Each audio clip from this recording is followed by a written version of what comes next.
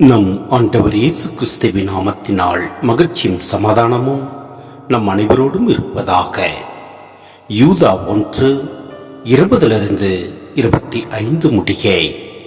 அன்பானவர்களே, தூய்மை மிகு விசுவாசத்தை அடிப்படையாக கொண்டு உங்கள் வாழ்வை கட்டி எழுப்புங்கள். தூய ஆவியின் துணையுடன் வேண்டுதல் செய்யுங்கள்.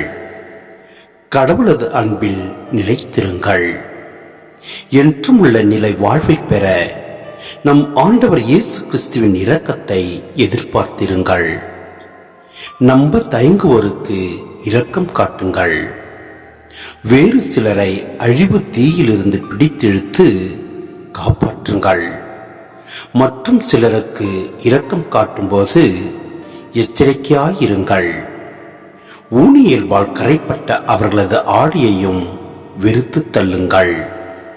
வழுவாதபடி உங்களை காக்கவும் தமது மாட்சி திருமுன் மகிழ்ச்சியோடு உங்களை மாசற்றவர்களாய் நிறுத்தவும் அல்ல, நம் மீட்பராகிய ஒரே கடவுளுக்கு நம் ஆண்டவர் இயேசு கிறிஸ்துவின் வழியாய் மாட்சியும் மாண்பும் ஆற்றலும் ஆட்சியும் ஊழி காலம் தொட்டு இன்றும் என்றென்றும் உரியன.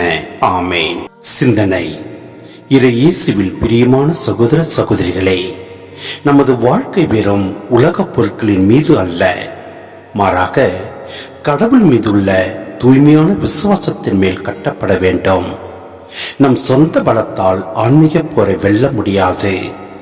தூய ஆவியானவரின் பலனும் வழிநடத்தலும் நமது ஜபத்திற்கு உயிர் கொடுக்க வேண்டும். பாவ வழிகளில் சிக்கி தவிப்பவர்களை கைவிடாமல் அவர்களை நரக தீயிலிருந்து மீட்கும் தீவிர அக்கறையுடன் செயல்பட வேண்டும்.